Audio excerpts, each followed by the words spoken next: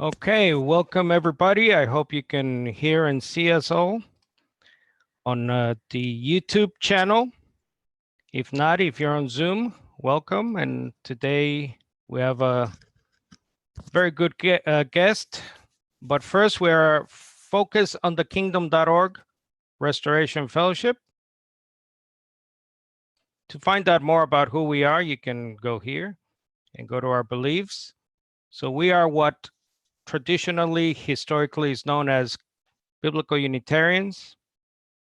That is a non-Trinitarian group whose roots go back to the 1500s, the Radical Reformation, and before then to obviously the early Christians, Jewish Christians. So today, I'll just introduce our guest quickly here. You can go to the George Mason University website. He is a professor there of conflict resolution and public affairs. Professor Rubenstein holds degrees from Harvard and Oxford University, Harvard Law School. He does a lot of work in Malta, he was just telling us. He's a former lawyer, political scientist, director of ESCAR, and he can tell us more about the School for Conflict Analysis and Resolution. He's the author of 9 books, various types of violent social conflict, possibilities of resolving them non-violently, which I personally love. And his most recent book is Resolving Structural Conflicts. So without further ado, hello, Professor, can you hear me? I certainly can. All right, welcome. And so today, hold on, here I am, Carlos. Today, we're going to have a talk about this great book here, Professor. I don't know if you can see it, When Jesus Became God. So when did you actually write this book, finished its production and so on? Oh, this book is about 20 years old now. I wrote it. I wrote it 20 years ago, and in fact, did a lot of the research for it in Malta, which you were mentioning before. Helped by people that they have a wonderful library in Malta on religious history. Right. Yeah. Now, I was reading the preface. I've read this book many times. I've used it for my own research and so on. But you start off the book, and I had forgotten, with a rather, at first sight, amusing, but sort of touching story of when you were a kid and the sort of genesis to the book. If you can tell us about that. Well, yeah. I tell a story in the preface of having been a visiting scholar in France 1 year when I was teaching political science, history, and American studies. And a marvelous French historian named Michel Vauvel, who was then afterwards elected to the Collège de France, rented me his house, and the house had a library.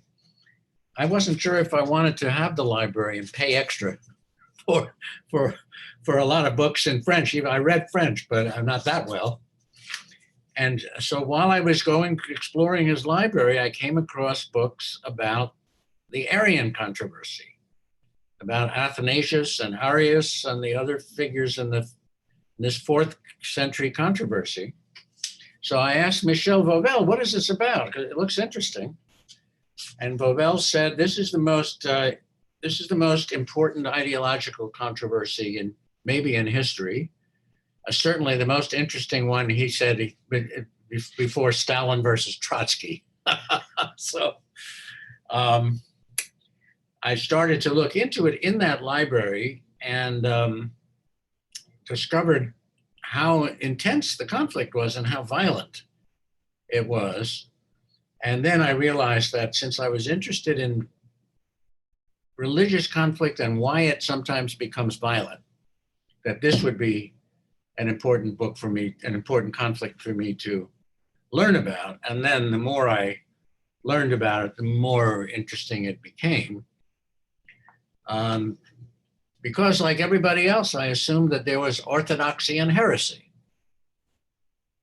and that the Aryans, who were the people who believed that Jesus was the Son of God, but not God himself, were the heretics.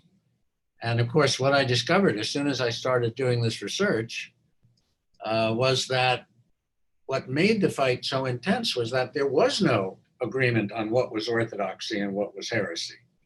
That was what the struggle was about. And in fact,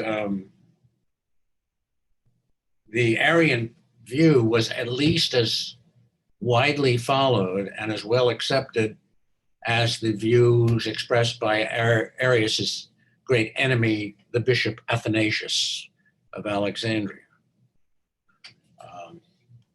So that's how I. Right. Can you tell us your definition of orthodoxy and heresy, Professor? Well, if I could give you a cynical definition of orthodoxy, is what the winners call themselves after a religious dispute.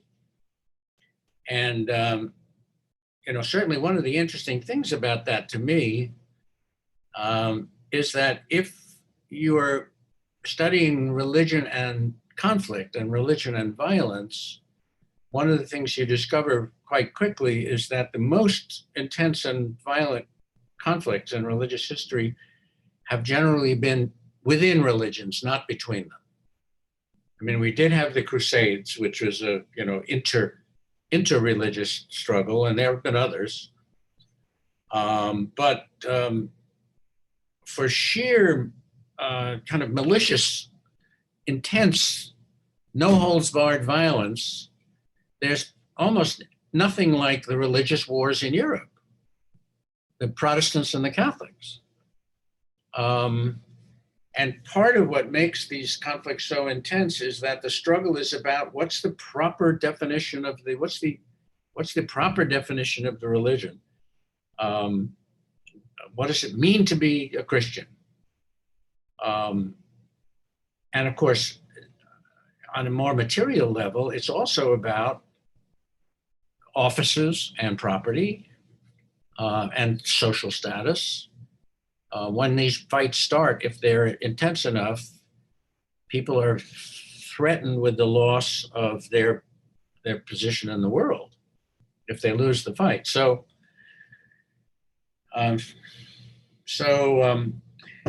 anyway, there was, in the case of the Arian controversy, there clearly is no orthodoxy to be, at least in my opinion, there's no orthodoxy to begin with. Because really the question itself hadn't been posed. The question itself of what the relationship between the Father and the Son was, the question of what was the nature of Jesus compared with the nature of humanity and the nature of God, had not been posed sharply, at least, for several centuries. Now, what was that, Professor? Is that something we can legitimately fault the New Testament for, not presenting the relationship clearly between God the Father and His Son, or is this something that we should blame ourselves or the disparate Christian groups of the early movement? Well, let me put it this way. I mean, in the book, I try very hard not to take sides between Aryans and Athanasians. I am Jewish after all, and I didn't want to be taking sides in an intra-Christian conflict. But if you pressed me on it, I mean, if you say, well, what does the New Testament say about this? It seems to me fairly clear that the Aryans had the better argument based on the New Testament, for a number of reasons. Again, let me start by saying the argument was that Jesus was a very special person. In some ways, you might say more than just a person. so special was he. But clearly not God the Father, not an apparition of God the Father, not a body being filled somehow by the Holy Spirit, but rather a let me say a special human being.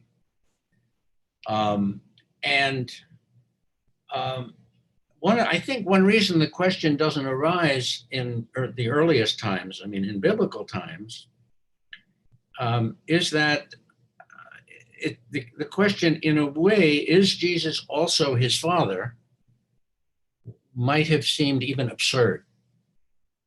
I mean, there are many what they used to call proof texts, in the Gospels, suggesting a distinction that God and Jesus are distinct entities, and also suggesting subordination. That is, suggesting that God in some ways is the superior entity. For example, there are famous proof texts, which you can look at. My book is full of them, which say things like the Father is greater than the Son. Or when it comes to the last days, the timing of the kingdom of God, only the Father knows, not the Son, what the timing of the kingdom God is. Or just on a much more simple basis, when Jesus says, "Why have you forsaken me?" on the cross, I don't think he's talking to himself. I mean, he seems to be assuming that the Father is not the same as he, and also that the Father had power to save him and didn't. So in some ways, a separation between these figures and also the subordination of one to another seems implicit even in the terms Father and Son.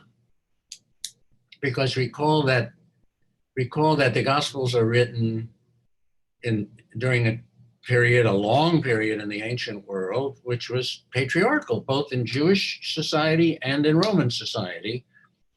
The Father had actually the power of life and death over his children, including his sons. And so the idea that the idea that the Father and the Son would be identical wasn't, in some ways, I think, a novelty.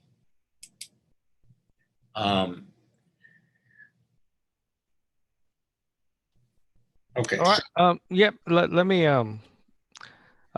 Before we continue, if you want to purchase Professor Rubenstein's book, it's on. Actually, I just saw that the Kindle is only $2. So, if you're like me, if you like the electronic technology and reading books online, so you can purchase the book for $2.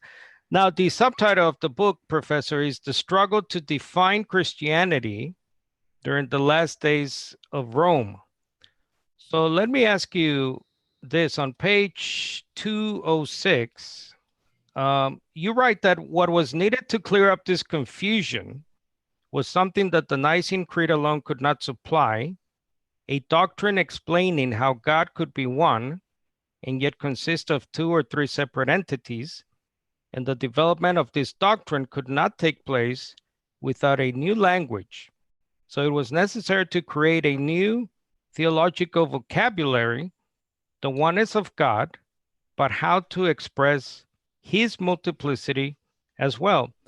So my question is, was the doctrine of the Trinity as we know it today at play at Nicaea at all in 325? Was that the headline, as it were, of the debate, or was it a purely Christological debate? You might say that in Nicaea sort of starts Christian thinkers on the path towards a Trinitarian idea.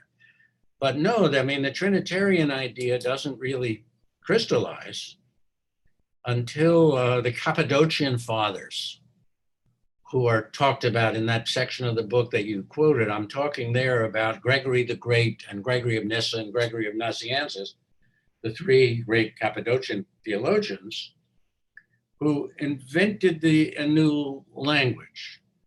And in a sense, that's where the doctrine of the Trinity really gets created.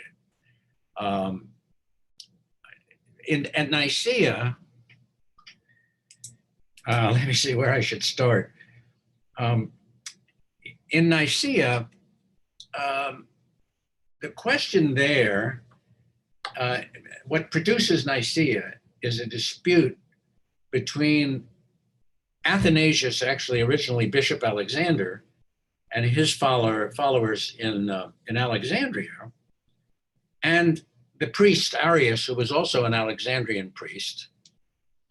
But let me say also that there was a geographical aspect of this dispute, that Arian views, right, the view that Jesus is a divine but subordinate figure, is expressed most strongly in the provinces of the East, especially in Antioch in Syria, but also in Palestine, and to some extent also in Turkey, in what's now Turkey, but was then Asia Minor.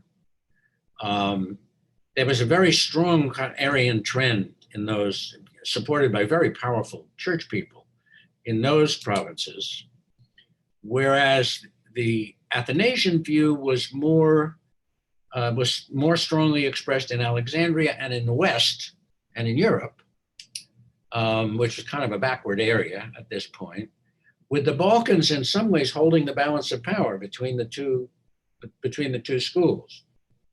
Well, Nicaea takes place because Constantine becomes emperor. And when Constantine becomes emperor and becomes the first Christian emperor, although he's very careful to avoid being baptized too fast because he knows he's going to commit some sins as emperor. Nevertheless, he's extremely favorable to Christianity. Christianity is moving in a relatively short period of time from being an outcast group, a group of a marginalized community, growing but marginalized and despised by many people, to in an amazingly short time becoming the religion of the Roman Empire. Well, Constantine wants to use Christianity. I mean, he not only thinks that Christ may have given him the victory that he sought over his enemies, but he sees Christianity as providing something indispensable for an empire in big trouble. The empire is in trouble, and Constantine realizes that with all sorts of crises going on, economic crises, migrations, groups coming across the border, maybe if he was around today, he wouldn't talk about building a wall. I don't know, but migration was a big problem for the Roman Empire. Economic inequality was a big problem for the Roman Empire. The increasing strength of the people the Romans called barbarians, who were non-Romans, who were threatening them militarily, but also ethnically, culturally, was a problem for them. And faced with all of these problems, Constantine sees that maybe Christianity will work in two or three ways to save the Roman Empire. One, it will provide a kind of spiritual sustenance and morale booster for the empire. It'll help people agree on important issues, agree on ethical issues, agree on how to live, and that sort of thing. At a time when the old gods were clearly in decline, and Roman ideology, insofar as it was tied to those old, was not so convincing anymore. Everybody knew they made good roads, and so on. And they had powerful legions, but that was not solving the problems of the empire. You know, sometimes rereading this book 20 years after I wrote it, sometimes I think that one of the things that I was dealing with in the book, but I didn't see it clearly at the time, was the crisis of empire. Because we are having a similar crisis, I think, in the United States, in the West. At any rate, so Constantine sees Christianity as being able to help as a kind of ideological glue for the empire, but also I think he thinks it'll help because it could bring divine favor. I mean, there are people in those days believed strongly that if you were believing the wrong way and acting the wrong way, God would punish your people in the real world, in real time, the way he'd punished Israel for, when Israel had falling away from God and the Assyrians destroyed the kingdom of Israel. So here comes Constantine now as the first Christian empire and wanting to restore the empire, wanting to make it healthy again. And the first thing he discovers that the Christians are squabbling among themselves, and not just squabbling, but coming dangerously close to using violence against each other, which eventually they did use violence against each other. In the Aryan controversy, cities were burned. So Constantine says, I got to put a stop to this. We have to have law and order in this empire, and we have to have the Christians get their act together. So Professor, are you saying that, as you're speaking, it's amazing to me. So are you saying that the government had to step in at that time because Christians were battling Christians? Yes. That's quite amazing to me. So you have a story. The book starts out with a story of this poor bishop who is dragged out of his church and beaten and killed. So it's quite amazing to me as a lover of Greco-Roman history and knowing how vicious the Roman Empire was, that they even had to step in. So that was the situation. Yeah, it's true. And then if you see how Constantine ran first of all, he has the conference. He moves the conference from Ankara, where it was going to originally be held, to Nicaea, which is his own summer residence, because he wants to be the host. And the reason he wants to be the host is not just a power trip on his part. He wants to be the host, I think, because he thinks he can conciliate. I think he wants two things to happen. He wants the Christians to stop arguing. And he also clearly has a leaning towards the solution that eventually came from Nicaea that put Jesus on the same level as God, which I'll talk about that in a second. And I think he thinks that's going to be the solution. And he's basically going to impose it, but he doesn't want to threaten. He doesn't want to impose in the kind of nasty top-down governmental way. He wants people to come together and talk about their differences and resolve them. He really viewed this conference as a kind of exercise in conflict resolution, although he was not a neutral. He had strong views about how it ought to be resolved. He, of course, was, what shall I say, he's part of the party of order, and the party of order has always had a leaning towards the identification of Jesus with God, total identification of Jesus with God. And we can talk about that, why that would be too, in a moment. But what comes out of the conference lasts weeks and weeks in the summertime in Nicaea. It's a major event for all the participants because they've gone from being persecuted to being honored by the emperor. And the assumption that the conference makes is if they can only find the right formula, the right words, they can resolve these disagreements between the Christians. Just to go back, Professor, to So Constantine, in your research, was already biased towards the Nicene view of Christ. Is that Yeah, clearly. okay? I think it's clear. His main advisor was Josias of Cordova, Bishop Josias of Cordova, and Josias was a friend of Bishop Alexander in Alexandria and the other folks who wanted to see Jesus as God. So as we say, the writing was on the wall, really? Was it a predetermined outcome already? The writing was on the wall, but I think, as I say, I think that that Constantine thought he could get people to consent to it. He wouldn't have to jam it down their throats. Or he would have, there would be a handful of people who wouldn't consent, and then he could exile them, and everybody could get on with business. So all of that turned out to be wrong. Nicaea was the beginning of the conflict, not the end of it. And for people in conflict resolution like me, it's one of the great questions, and it turns into a great lesson about why trying to find the right formula and then imposing it on everybody doesn't work to resolve conflicts. I mean, in this case, they couldn't really find the formula in the Gospels, because, as we've just been talking about, if you're going to really look closely at the Gospels, you probably end up an Arian.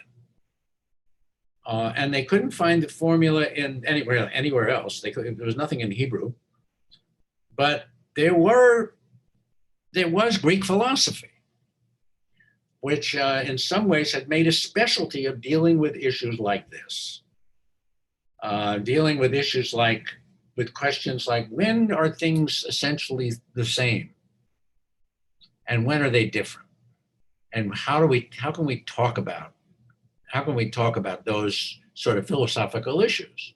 So you're saying that the Nicene group, was it a matter of outnumbering Aryans or Unitarians, or was it a matter of they just had the governmental backing?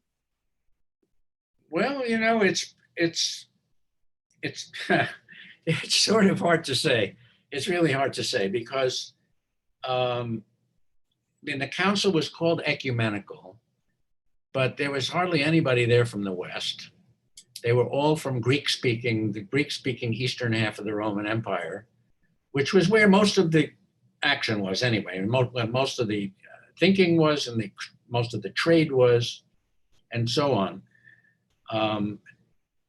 So some of the leading Aryans came to the conference, and let me tell you what happened.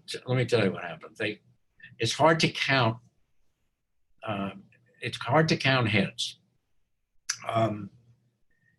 because, for one thing, nobody wanted to offend the emperor. The emperor, I mean, it's like suddenly your guy is in power, right? So the last thing you want to do is kind of make an enemy of the emperor. Secondly, he's looking for a formula. He's looking for the right words that everybody can agree to. And one way, of course, you can agree on a formula is for everybody to say, yeah, I'll sign that, I'll agree to that, but for everybody to have a different interpretation of what it means. It's the great curse of diplomacy. To this day, that you can sign an agreement, and then one side, but as we know, terms are not univocal; they're equivocal. They're equivocal. They have many meanings. They can have many meanings. So I'll give you the example from Nicaea. The big term that gets pulled out of Greek philosophy and used to try to resolve this problem is homoousios. And homoousios means of the same essence. So Constantine says, look, I want everybody to sign this. I want everybody to sign. I mean, actually, during the conference, he didn't take a public position, but his guys there said, everybody should sign this document which says Jesus is God of God. Jesus is divine like God. Jesus is, and all sorts of things that some Christians say today when they recite the Nicene Creed, light from light, and so on and so on. And it's homoousios. Jesus is of the same essence as God. So some people refuse to sign that, especially because the document, the final document at Nicaea, also anathematized certain Arian beliefs. Some people, 2 or 3 people, refused to sign it, but everybody else signed, including Bishop Eusebius, one of the great Aryans, Eusebius of Nicomedia. And why? So why would they sign it? Because, well, what does it mean to say something is of the same essence? The Aryans believed that there was a Holy Family and that Jesus was the Son in the Holy Family. And is the Son of the same essence of the Father? Well, today we would say, in some ways, sure, there's a genetic commonality between a Son and a Father. Does this mean that the Son is the same as the Father? No. Does it mean that the Son is equal to the Father? No. But you could say he's homoousios to the Father because he's got the same genes. So as long as there was that kind of room to maneuver, people would say, well, rather than offend the emperor and also lose my job, lose my position as a bishop, I'll sign the thing, and then as soon as I get home, I'll explain to my people, here's what it means. It means the same thing I've been telling you all along. That, you're right? And that's really what happens. Right. As a result, this is setting the stage for conflict. This is not conflict resolution. This is setting the stage for conflict. In fact, in some ways, it's going to make the conflict worse because everybody's going to accuse everybody else of misinterpreting, of lying when they signed it, and misinterpreting what the words mean, and so on. Right. Let's see. I'm speaking here with Professor Rubenstein. Again, you can see his bio here. He's George Mason University professor, conflict resolution.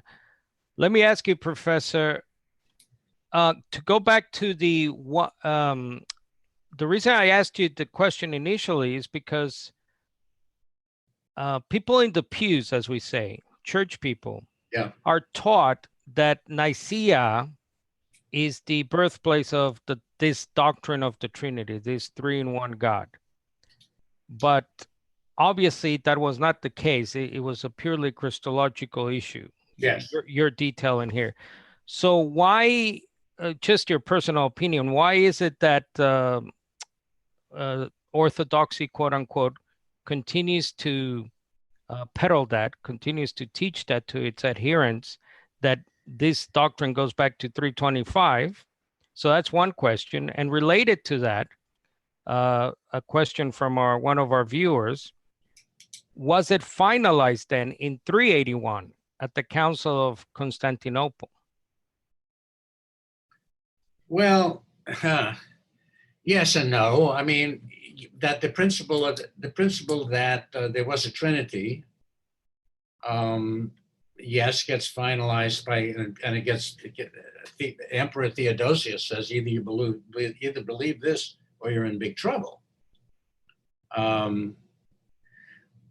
But you've got to remember something about the doctrine of the Trinity and I think that Sir Anthony Buzzard's written about this.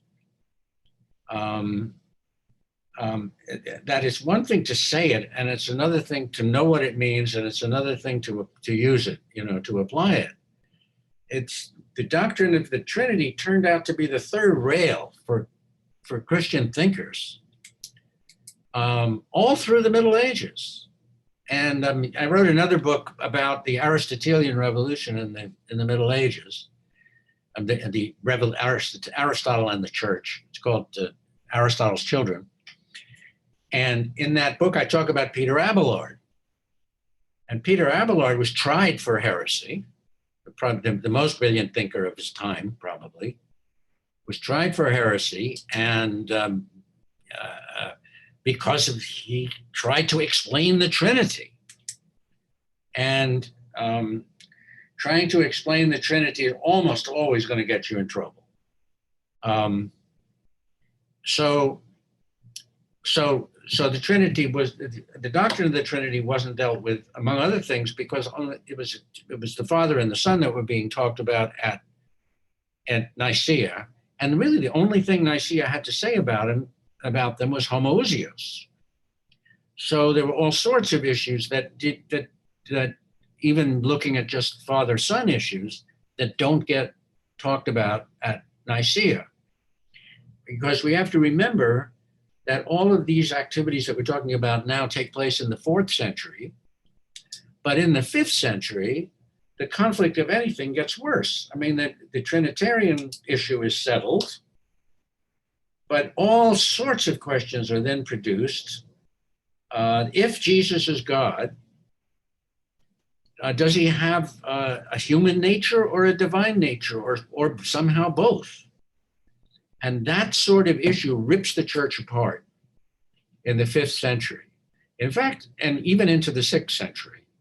It rips it apart, and there's so much violence around it, so much dispute around it, that some historians have said that it helps to explain the Muslim conquest of the Middle East in the 600s, in the 7th century, because people were so fed up with these sort of unending disputes about Jesus's nature compared with God, and Jesus's how many personalities there were in Jesus himself, and so that you could say that the Trinity becomes coherently expressed, I think, really for the first time by the Cappadocian Fathers, not at Nicaea, but several decades later. By the Cappadocian Fathers, because that's the point at which they deal with the Holy Spirit too, not just the Father and the Son, but there's this third person to try to explain. And right, but there's no council as such you can point to in your research where the doctrine is formulated as we know it today and claimed to be orthodox. There's no such council in the history of councils? Well, not to my knowledge, but then again, I'm not an expert in later church councils, so I can't say, Sir Anthony would know that a lot better than I do. I don't know. Right. Let me ask you about another quote from your book here. On page 6, describing the affirmation, one of the affirmation Cappadocian Fathers, Gregory of Nyssa, in describing the atmosphere which surrounded this whole deal, on page 6, you say that if in this city you ask a shopkeeper for change, he will argue with you about whether the Son is begotten or unbegotten. If you inquire about the quality of bread, the baker will answer, the Father is greater, the Son is less. If you ask the bath attendant to dry your bath, he will tell you that the Son was created ex nihilo.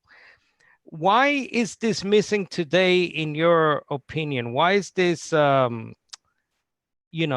dialogue not continuing, it seems, only among, very small sections like our own ministry? But why isn't this more the atmosphere in your corner Baptist church or Lutheran church or whatever?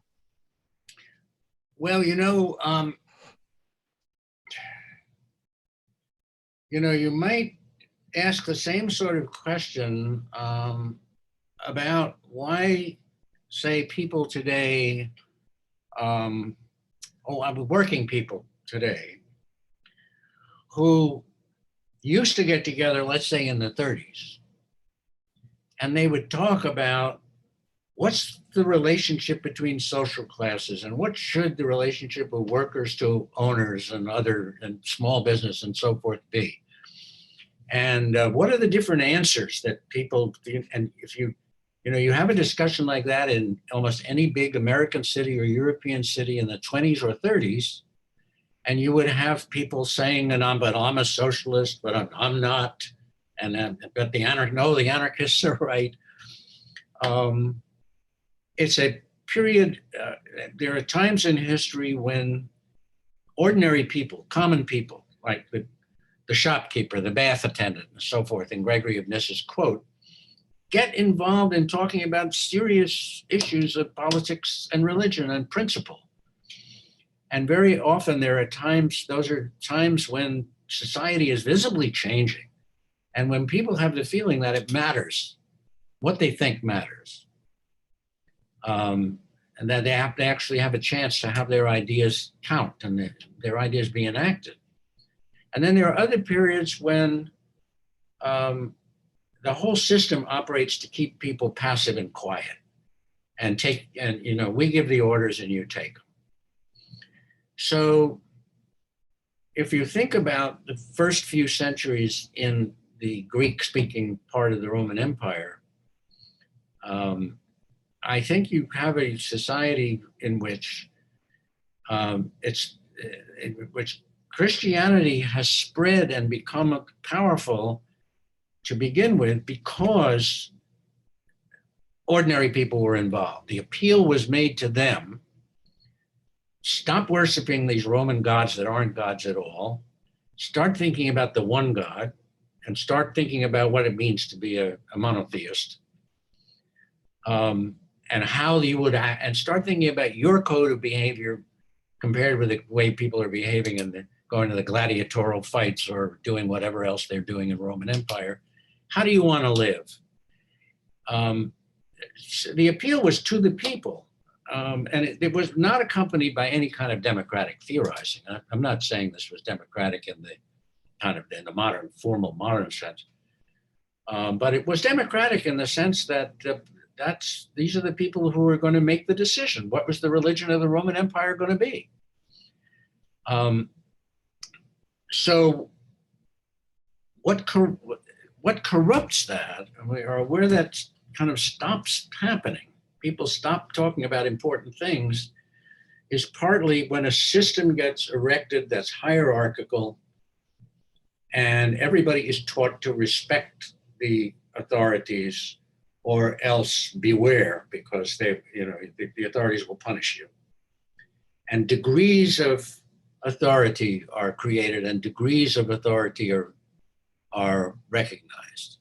I mean, in other words, the early Christian period is also the period in which Roman authority is breaking down. And finally, I mean, St. Augustine writes The City of God basically to say, there's going to be a new authority system somehow or other created, but the old one is dead. The old one is dying. Maybe sometimes I think we're entering into that kind of period now.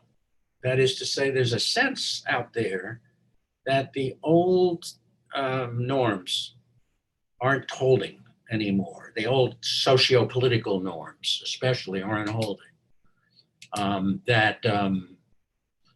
Folks don't have respect for authority just because people say I'm the authority. And that could be very healthy. I think it's dangerous too. Could be dangerous, but it also it could be very healthy. But I'll tell you something that I think you might find interesting. I mean, when I've been speaking about this subject, about this book, in churches and some synagogues as well, and even a mosque or two, for years. And every time I go into a church that's officially Trinitarian, people come up after I talk, and I'm very careful not to declare myself as either a Trinitarian or an anti-Trinitarian. But people come up and talk, and these are folks who are supposed to be Trinitarians, and they come up and they say, I've always wondered about this, or I always have questions about this, or I recited the Nicene Creed every Sunday for the last X number of years, and I never knew what it meant anyway. That there's a lot of questioning about these issues, and people are maybe discouraged from expressing themselves about it, as you say. Well, that's very revealing. And Why? So why? Exactly why? Like Gregory said, almost 2 millennia ago, they even though it was a very violent climate, right? Right. From both the state and even the so-called Christians, Yeah. but people were willing to talk about these things. But today, that person you just described coming up to you like almost in private, like you're some, like they feel like they're confessing and you're the confessor. Why do you think that is? How is it that there's no violence, there's no fear of retaliation for your life, or is it just something else that is preventing so many people in these churches from even discussing it? Or I don't know. Maybe some of you could answer that as well as I think. Um, I think maybe it's, you would ask yourself, well, why do people go to church? What are they hoping to find there? And if what they're hoping to find is some kind of comforting security, some kind of continuity, something that doesn't change, something that doesn't challenge them, maybe that's part of the issue. They don't go to church to have new issues raised that some people might find uncomfortable or challenging. But then again, there are all sorts of churches, and I know there are some where people do. They come to church or a synagogue or a mosque because they want to be challenged to think. And I find it especially interesting to be talking to Christians because people have such intense feelings about Jesus.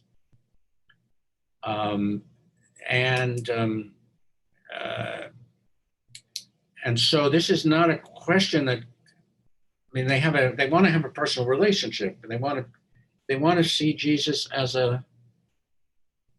many of them want to see Jesus as an example, as somebody that they would like to be more like.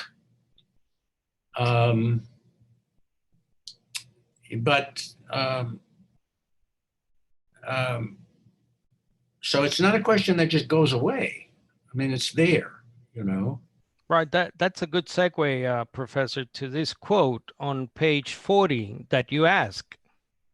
Did Jesus' life provide a realistic model for human behavior, or was it an ideal reachable only by a handful of saints and sinners? Now, that's a great question, I thought, because it raises my question of if Jesus was really God in the way that it later came about in this doctrine of the Trinity, true God from true God, how is he a model for any of us, as you were just saying? Well, I think that's one of the major issues that the Arian controversy was really about. It was about, what do you want Jesus to be? And what kind of relationship do you want to have with him? The position that that Athanasius and the Jesus as God group took was really that Jesus is he's not just God, to say that he is God, a true God from true God, means that he's your judge. He's sitting at God's right hand, and he is not somebody who you would go to for help or for inspiration. He's not somebody you would say, I'm going to do what he did, because he's too high to imitate. He's, you go high enough, and as many Maimonides and many other philosophers have said, God becomes a kind of mathematical function. God gets even beyond being a person at all. So I think it's not an accident that when the Nicene solution becomes orthodoxy and everything else is declared a heresy, that's when the cult of Mary becomes so powerful and so important. Because basically people had lost the Jesus who was a kind of elder brother and a friend and a model, a moral model. And something had to, people want that, they need that. So something had to fill that gap. And it was really the veneration of Mary, I think in part, that filled that need for an intercessor. But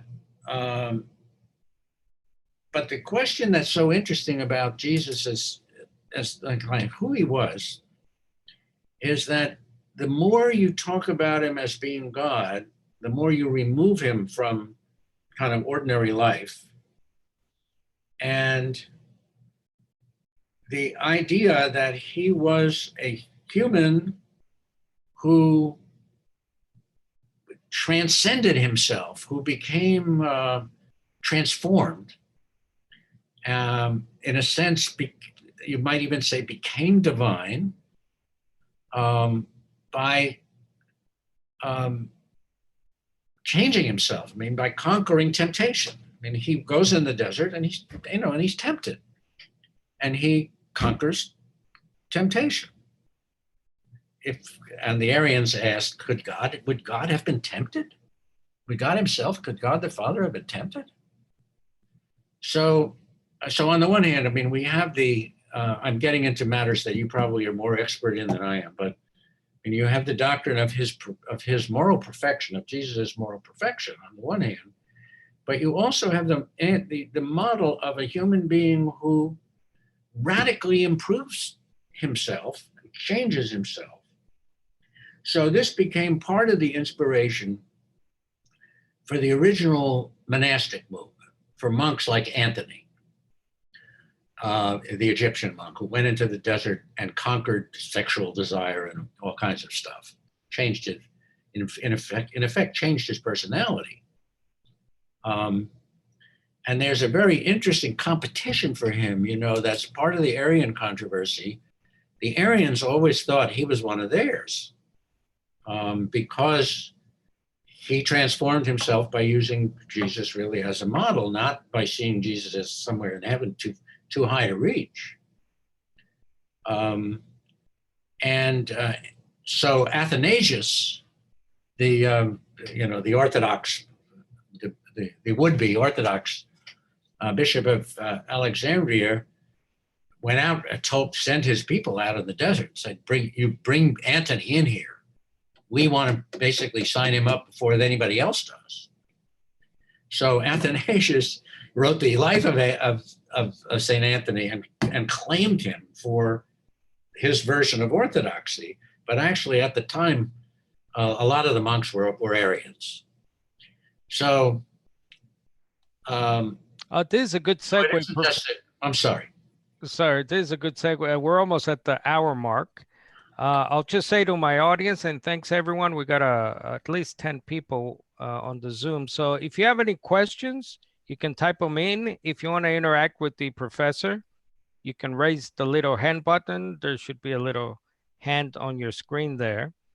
So let me ask you, let's segue into Athanasius. You brought this guy up. Sure. Athanasius is a prominent figure, obviously, right? A huge figure in all this. On page 7 in your book, you write that he could instigate a riot or prevent the orderly administration of the city. Like a modern gangster, he evoked widespread mistrust, proclaimed total innocence, and usually succeeded in evading conviction on specific charges. And as a result, you say in your book, he sent violent gangs to beat Aryans. So this guy was involved in criminal activities, as we would, regard him today. I mean, so was this guy also a killer, basically? Because a modern gangster is a killer. So this is Saint Athanasius now, right? Yeah. So is that that's the takeaway you get from your research? Well, I may have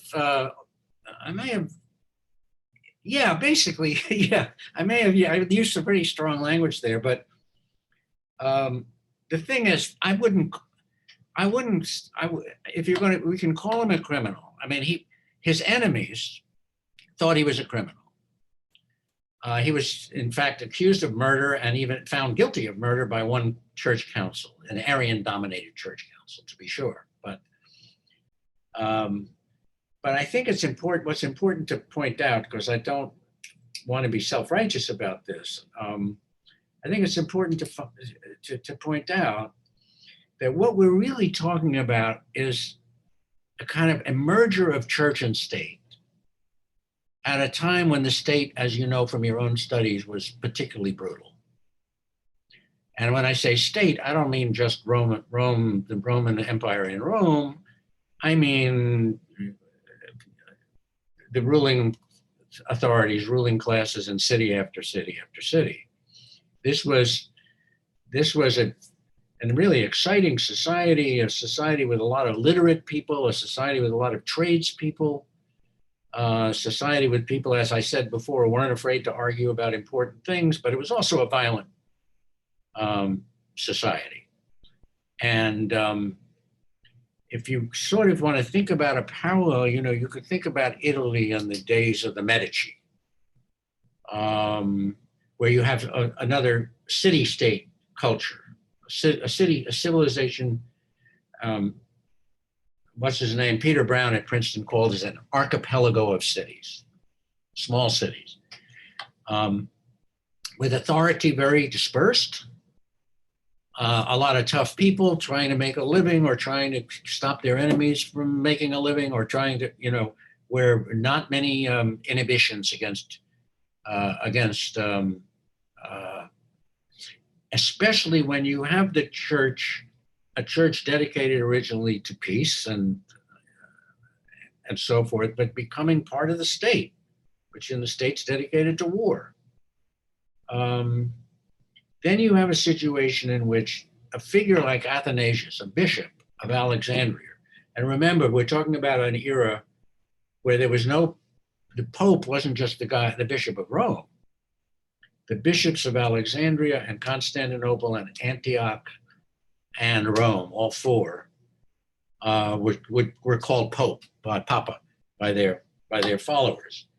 And their duties were secular as well as religious. I mean, they had a lot to do with running those cities. Rome was not the kind of, if you think of a modern empire, I don't know, the British Empire or the French Empire, with these kind of armies of bureaucrats taking orders from the layer of bureaucracy above them. Rome was not nearly that well organized or that efficient. Authority was really more localized than that. And a figure like Athanasius in Alexandria, Athanasius wasn't just responsible for the spiritual welfare of his congregants. Athanasius was responsible for distributing charity. So he would get surplus goods, surplus wheat or surplus anything. And he was the man who would distribute it. And he would distribute it to his friends and not to his enemies. I mean, that's the way the game was played. I compare him in my own mind to a mayor like Daley of Chicago when I was hanging out in Chicago, where nothing moved without him. And where he's not just in this case, not just a mayor, he was like a king. Well, a figure like Athanasius is enormously powerful in a secular way as well as, and that almost inevitably meant that, I mean, when you mentioned that Bishop George was murdered in the first chapter of my book, I talk about him being murdered.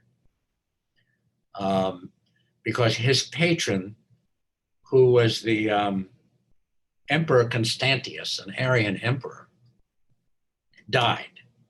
And as soon as the patron died, his enemies in Alexandria knew he was fair game. So they came and they killed him.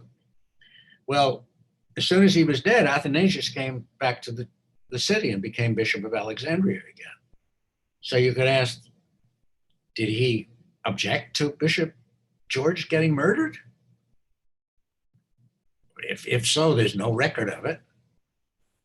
In fact, I'm sure what he did was say, I'm almost sure that what he probably did was to say that they were doing God's work. Get rid of the heretics and put him back in where he belonged, in the See of Alexandria. So this is, if you read the story, I mean, if you read the book or other books about this period, you find it's a time when there are assassinations galore. It's a time, and particularly when people are rioting, when people form tribes, clubs, associations, congregations, and go out on the street and beat their opponents up or get beaten up by their opponents. I mean, there's a high degree of physical amazing physical violence. Professor, you reveal, just following this vein, this theme, you reveal that Constantine detested Judaism. So the question is, did this affect his view of Jesus in this Christological matters? Did his anti-Semitism really? And was it the same for fellow Nicenes who believed Jesus was more than what the Aryans thought he was? Yeah, I mean, there is a connection. I think, yes, there is a connection there. And there's a book that I would recommend about this, by the way. The best book I know about the early church and the Jews is James Carroll's book called Constantine's Sword. It's a book he wrote in 2002, and I forget who published it. Carroll is a Catholic. He's a former priest, and he lives in Boston. He's a writer, lives in Boston. Anyway, this is a wonderful book. And there it is. You're faster on the draw than I am. One of the things, Carroll starts out by talking about the Gospels. And he deals with there are some problems in the Gospels, or some issues having to do with various different kinds of attitudes towards the Jews. Because since the Gospels are not written until from 50 to 100 years after Jesus' death and resurrection,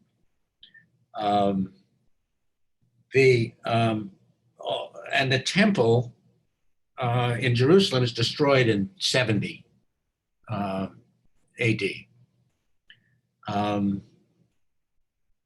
So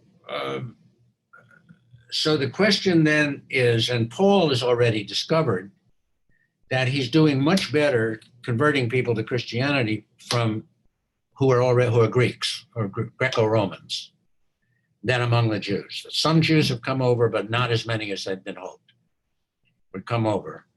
So there is a certain temptation then to tell the whole story in a way that is not too offensive to the Romans, and they can be as offensive, and to also to separate Christianity clearly from Judaism. Well, not that clearly, just to make it clear that Jesus is the Messiah, and that Jews who didn't accept Jesus as the Messiah were wrong, were making a mistake. So this would not necessarily produce any kind of systematic anti-Semitism. It produced some conflicts. For example, you have Luke in particular. You have certain of the gospel writers in particular who say the Jews did this and the Jews did that, when what they probably mean to say is certain Jews did it. There's no question that there's Jewish complicity in the form of the Jewish leadership in the crucifixion, and that I'm sure that the Jewish authorities wanted to get Jesus out of the way, and the Roman authorities did too. But you can either present that as a kind of mass movement of Jews to kill Jesus, which it was not. or a movement of certain Jewish groups and certain, especially leadership groups, to get rid of him, thinking he's a threat, he's a troublemaker, or whatever, which is probably the truth. So there's a potential for an anti-Semitic interpretation of the gospel, which can also be combated by good interpretation, I think. But James Carroll points out, when Constantine becomes emperor, things change. That's where things change. Right. Because one of the things that the Athanasians call the Aryans is Judaizers. They call them Judaizers. They say, if you're not willing to put Jesus on the same level as God and see him as an expression of God, as God's personality, then you're basically a Jew. Because the Jews believe that the Messiah would be a human being. So that produces that does produce, according to Carroll, an anti-Semitic, really a surge of anti-Semitism under Constantine. Right. For example, at Nicaea, if you read the whole Nicaean, all of the measures adopted at the Council of Nicaea, Mm-hmm. the latter part of the measures, I mean, after they do the homoousios and all that stuff, the rest of it is about, we're not going to celebrate the holidays at the same time the Jews celebrate them. We're not going to have our Sabbath on the same day that the Jews have their Sabbath.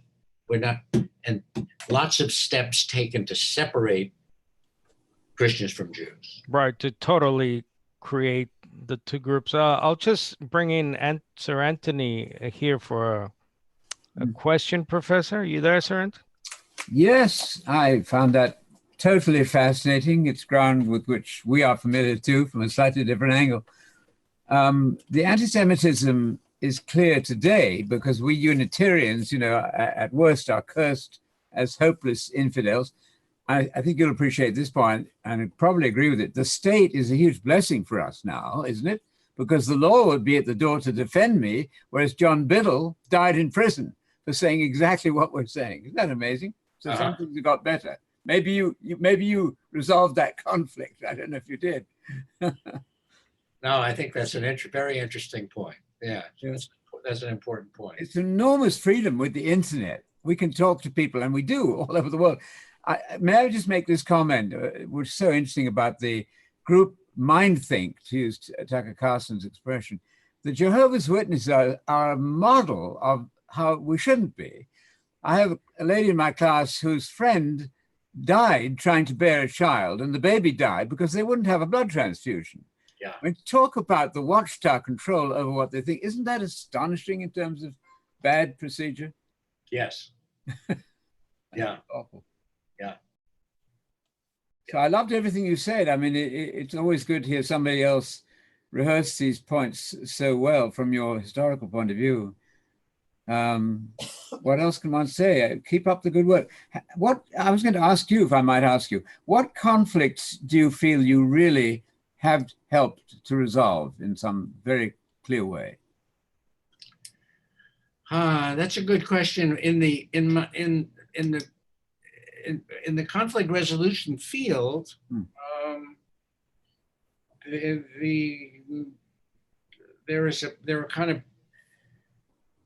the conflicts that we have been most effective with, I think, have been ones in which we've managed to convince the great powers to back off and stop inflaming conflict and let the parties themselves deal with their conflict. And then we find that we are sometimes useful as facilitators of conversations between the parties. So good. One outstanding example, I suppose, is Northern Ireland, where the Good Friday Agreement in Northern Ireland was preceded by 10 years of work by conflict resolvers, bringing Catholics and Protestants together to talk. but we didn't have a chance to succeed until the British were backed off on one side and the Irish backed off on the other side, and so that the conflict wasn't about reunification with Ireland or about even remaining a part of the United Kingdom. It was about what kind of Northern Ireland do the people there want. Mm. And so one of the things I find is that we're not so effective. Where we're not effective is where the outside, the great powers, the outsiders are not willing to give up and control enough to let the parties deal with their own issues. Mm. I mean, in the book, and you know, in the Aryan controversy, if you ask how did that conflict get resolved, even although it's temporary, it's a temporary resolution because the Aryan ideas obviously don't go away, but for several centuries they do. And that conflict really gets resolved, I think, as a result of the crisis of the Roman Empire becoming terminal. Mm-hmm. And people needing, so many people feeling that what they need is a strong church, a state that keeps order, a church that they can go to for security, as the church is a fortress, and the ideas of Jesus being an inspiring brother or friend or whatever, a moral exemplar, becomes seems utopian, because things are so bad for now several centuries, so bad, especially in Europe, Mm-hmm. but also not so great in the East either. That there's a kind of consensus that develops that the Aryans have been too optimistic about Rome surviving, and maybe too optimistic about their ability to transform themselves, and about too optimistic about human nature. Mm-hmm. And then you see the whole thing reviving again in the Reformation. Yes. When things change again. I mean, when society really emerges out of the Dark Ages, to use that, that cliche. Yes. And well, there's a new sense of possibility. Mm-hmm. Mm-hmm. All right. Thanks, Anthony. Yeah. Lots of questions from outside, perhaps, to come. Yes, we have a couple here. So thanks, Anthony. Professor, let's see. Just on that vein, Professor. Yeah. You write in your preface to the book, to conflict analysts, intense religious conflict is still a great mystery. So 20 years ago, you wrote this. Is it still a mystery 20 years later? Well, I'm feeling a little less mystified by it than I did, because it seems, the answer is yes. In some ways, it's still a mystery, because I think there's a tendency in a largely secular society to understate how badly people need some sense of who they are, what their role in the big scheme of things is, what the direction of history is, how to live a meaningful life. But I think more and more than when we see religious conflicts today, especially violent conflicts, that there's a process by which religion seems to focus conflicts that are not necessarily religious, and that you don't mostly understand them purely on the doctrinal level. You can't understand, especially if you're asking why people use violence. You can't understand it purely on a doctrinal level.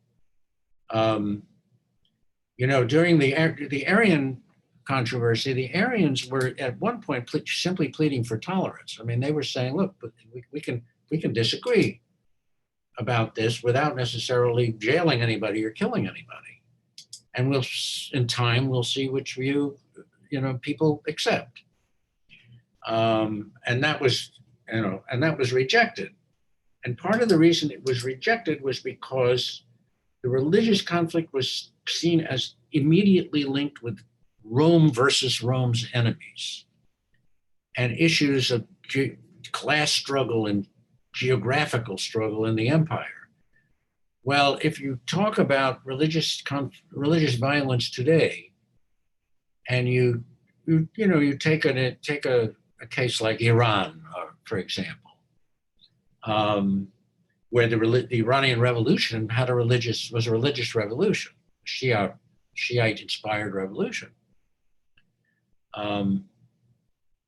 And Shia-Sunni conflict is so intense now in the Islamic world.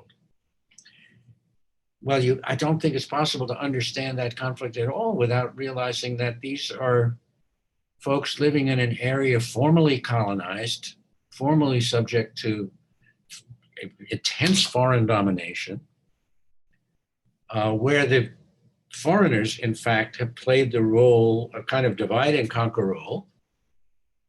And, the Americans are worried about the Taliban and so forth now in Afghanistan. Well, who supported them or their predecessors, their religious predecessors in Afghanistan to begin with? They supported them against the Russians. Moreover, religious conflict, religious violence seems to be now most common when religion's the only game in town, when the only way you have to express your political views, your economic views, your cultural views is through religion. Religion kind of totalizes your identity, summarizes your identity. Well, again, you could ask, what happened to all the alternative means of expression? Other organizations that people had to express their desires for, say, autonomy and independence and more control over their culture and more control over the kinds of goods and services people were consuming and all of that, those organizations were systematically destroyed by the Americans, by the Russians, by whoever, great powers that wanted to keep those areas under control. So I think it's hard to just say that these are not just doctrinal conflicts. These are conflicts where doctrine is certainly not unimportant, but they're being inflamed and made less resolvable, more violent and less resolvable by being intermixed with social issues, political issues, cultural issues that aren't necessarily religious. So, yeah, it's the proverbial vicious circle. Yeah. Let's see. I have a quick question here on. You were talking before about the term homoousios or homoousios. Right. The question is, why was it so detrimental to the Jewish monotheistic view regarding God's Son, or in this obvious case, Jesus? Do you see it as a detrimental thing, and why? Well, yes, in a sense, yes. I mean, I think it's important to recognize that everybody wants to be monotheist. And that's as true of Orthodox Trinitarians as it is of anybody else. If you say, are you a monotheist? They say, well, of course, I'm a monotheist. But then the question becomes, well, is a God which is triune, is a God which is threefold, which also takes the form of Jesus and also takes the form of the Holy Spirit, is that the same one God that we've been talking about? And it feels like it isn't. It feels like it isn't. The people who express this probably most sharply and most militantly in world history have been the Muslims. Because interestingly enough, for the Muslims, Jesus is a very important figure. they accept a lot of the doctrines about Jesus that you accept. Things that about him that prove that he's unique. So even for the Muslims, he's more than just another prophet, but not God. And that they consider offensive.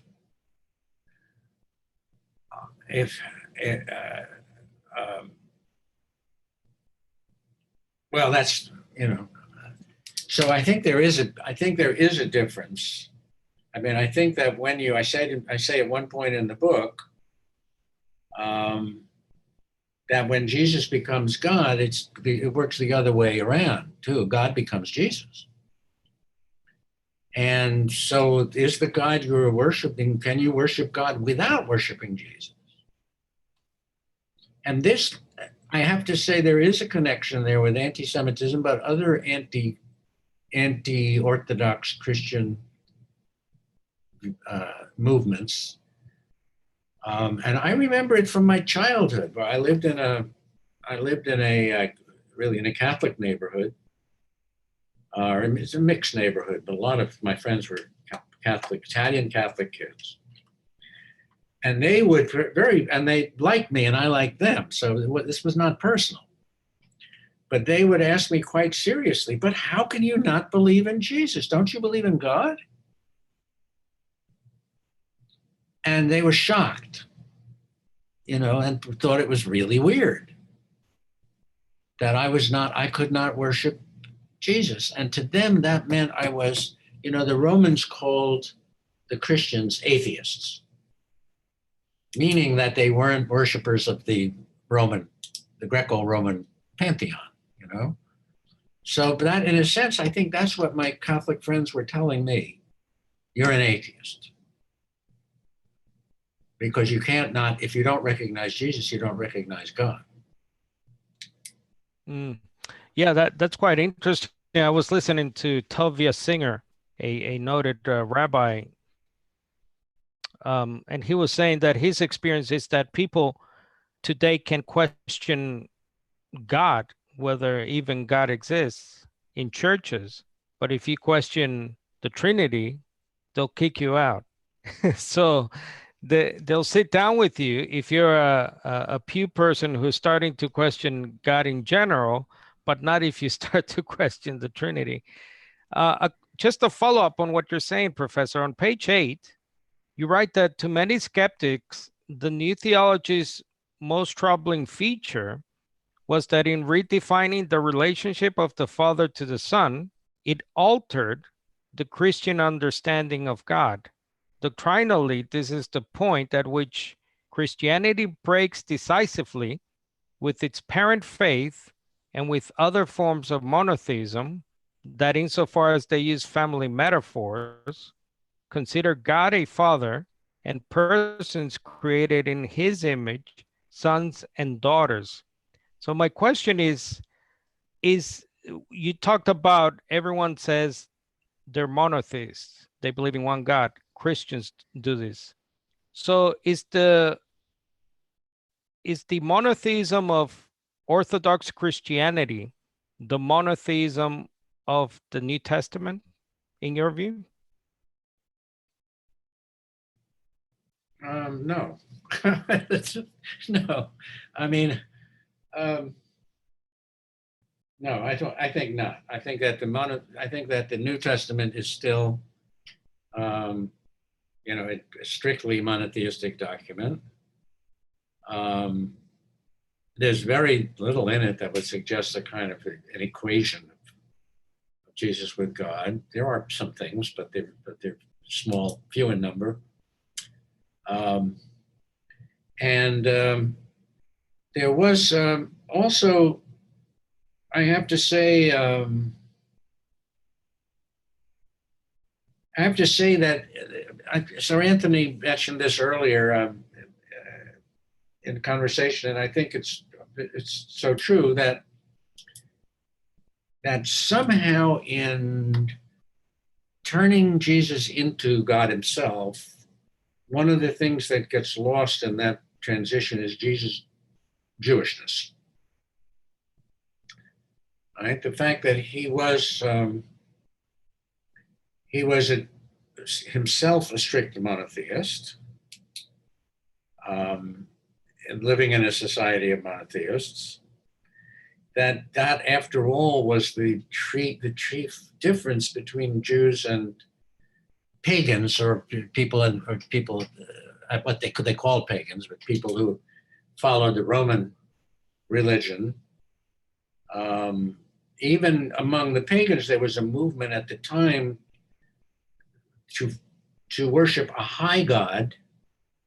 That is, there was a movement even among the pagans to worship a high god who was often identified with the sun, so that the pagan emperor Julian, worshiped the sun god, and there was a supreme god, but there were all these other gods as well. So for the Aryans, when they see Jesus being worshipped on the same level as God, it made them think of that what Athanasius was doing was pagan. It felt pagan to them. And he was blurring the difference between the pagans and the Christians. And there's still, I must say that, if just thinking about what we know about Jesus from the Gospels, what would he have said if somebody had asked him, "Are you God?" He wouldn't even admit to being the Messiah, So he would have said, probably, you have to be kidding. God is God. Right, or my Father is God. That's right. That's exactly right. As we wrap up, Professor, thank you so much for your time today. And everyone watching, thanks a lot. If you have any questions I can get in before we leave, feel free to do so. Is that all right, Professor? Sure. You got some time here. Let me get your comment on this. I was reading this book, this essay in the book, The Mystery of the Holy Trinity in the Fathers of the Church. And the author writes that at first, those who supported the Aryans included the emperor and the court theologians, who naturally opted for a parallel monarchy in heaven and on earth, with the emperor as the representative of the one God. Thanks to the opposition of Athanasius and his small but articulate band of supporters, these speculations came to an end with the triumph of a newly created language to express the Trinitarian mystery. What do you make of that statement there, and what can you tell us about it? Well, it's wrong. It's wrong. Those who supported the Aryans were not the Emperor Constantine or Josias or any of the other. There actually were no court theologians yet.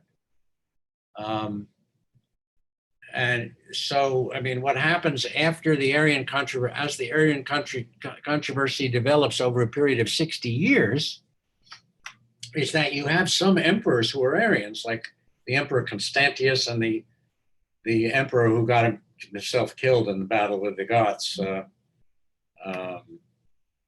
Valens. They were Arian emperors, and they would have ecumenical councils that would approve of the Arian doctrines.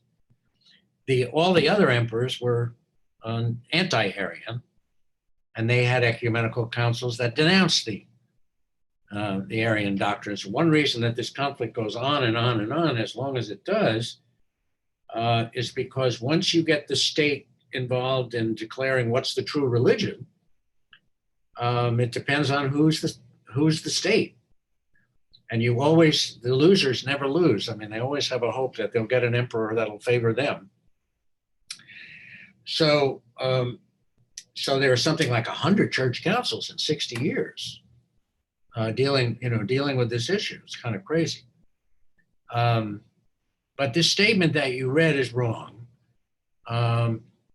because there were on both sides people in court, court theologians, people in the middle classes, and common people who supported either one side or the other. The split was, one reason it was the conflict was so severe was that the split was fairly even between the supporters of Arius and the supporters of Athanasius. And so Constantine never supported at any time Arianism? Constantine the First? He at one point he exiled Athanasius. He threw Athanasius out because of Athanasius's meddling in politics. It was not an expression of displeasure. What happened was once the imperial gang got involved in all this, at one point some pro-Arian people who Constantine knew came to him and said, you know, Athanasius is threatening to withhold the grain shipments from Rome if he doesn't get his way. And you know that in these days, North Africa was the granary of Rome. That's where the food came from. And you had all these, you know, 1 million people in Rome without any means of support. I mean, in Alexandria, at least you had 1 million people too, but at least they were doing all kinds of business there and trading. The Romans were mainly doing bread and circuses. They needed the grain to come out regularly. So if it was true, and apparently there was probably some truth to it, that we don't know at this point, but if Athanasius was messing with the grain supply, that's all Constantine had to hear, and he would exile him. That did not mean that he had decided to become an Arian. Right.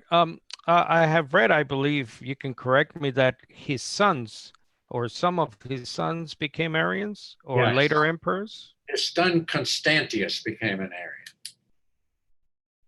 And again, one doesn't know what exactly that meant, because this then became a tremendous game. These were also offices where you could put your friends in office and kick people you didn't like out of the offices. So I don't know exactly how sincerely any of them held their views. But yes, they were Arian emperors. But this statement that the other part of the statement is that the emperors approved of Arianism because they believed in a hierarchy, because they believed, it says the Right. The parallel monarchy yeah.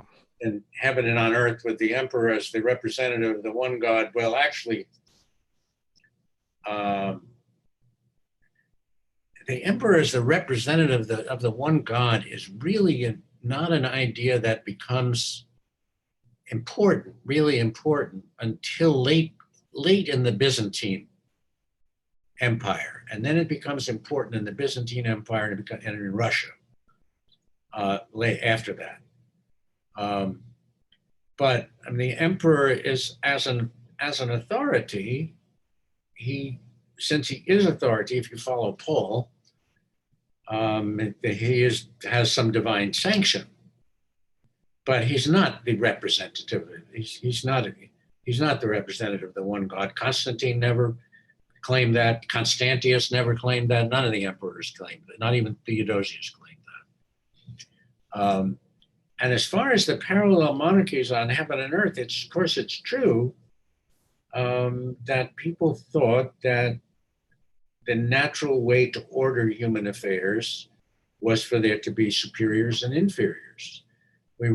This is not an age of radical egalitarianism. But again, that's true of both sides. It's true that the Aryans would say that just as the Caesar is subordinate to the Augustus, Jesus is subordinate to God. But on the other hand, the Athanasians were no less enamored of hierarchical organization. As soon as they got the chance to organized the church, they used the same principle. They organized it as a hierarchy in imitation of the, the imperial hierarchy. So that's why they call it the Roman Catholic Church. Right. Let me ask you about, I think in your book, you have a quote there where it says, you just reminded me that the empire would wake up Arian one day, and the next day they would wake up Nicene. It's true. Do you see in your crystal ball, do you see Unitarianism coming back in such a big way as it did back in those days where it was very influential in the Unitarian view, as you just said, many emperors, there were a lot of Unitarian emperors. Do you foresee that? I mean, I believe this country early on, the US, had many Unitarian presidents, as you probably Yes. know. But do you foresee that? I think there's a famous Jefferson quote that is floating around on the internet about how his great wish was that one day people would wake up to Unitarianism. Do you foresee that sort of sea change coming again, or? I don't know. What I can speak to kind of from my own experience is the experience of being in a lot of northern churches, Northern American churches, and in which it seems to me there's a wave of Unitarian feeling. A lot of those churches, I guess, though, you would also call progressive or whatever. They're kind of liberal church. They're not theologically, they're not progressive. I mean, they're Episcopalian churches, or they're Methodist churches, or they're the ones I've been to lately, Presbyterian. And there, it's a tangible movement. I think it's very strong. It's very strong. I mean, people, they want their Jesus and they do not want him to be God.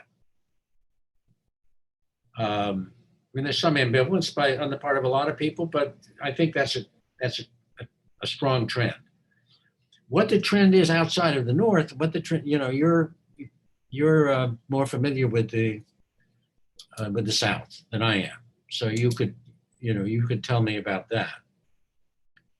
So I don't know how biblical Unitarians are, how that's being received now in areas where there's more traditionalism, more religious traditionalism. Right, not very well. I mean, but it sure is. I mean, I think it's very powerful up here. Mm. Mm. Yes, it's interesting you say that, because it did come from the Northeast, Boston specifically. The two Adamses, John and Quincy, were Unitarians, and they're actually, I don't know if you know this, they're buried in one of the oldest Unitarian churches in Quincy, Massachusetts. So it's interesting you say that. Always the North, I guess, in terms of that liberal trend of thinking. Okay, Professor, I think we'll wrap it up. I'll let you go here. You've been very kind with your time. Any last words you have about your book here, and any advice out there for people with those questions that you have met through the years in Orthodox churches? Well, no, I mean, I think the best advice I could have would be to follow what you asked me when you said, once upon a time, people argued seriously about these things. They didn't get thrown out of church or ostracized for raising these questions. And I think now we're really sorry, folks, just having internet problems here.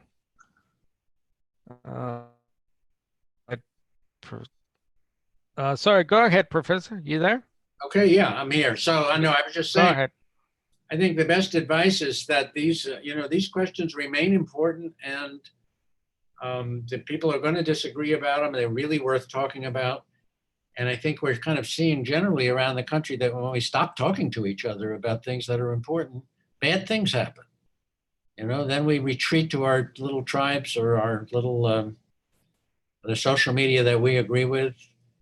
And real discussion comes to an end, and that's not good.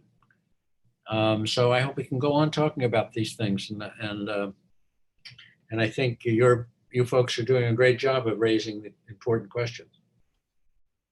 Thank you very much, Professor. And I highly recommend Professor Rubenstein's book, When Jesus Became God. I mean, it's a classic, really, amongst us, as I said, biblical Unitarians. So thank you very much, Professor. Thank you. It was a pleasure. Good to meet you.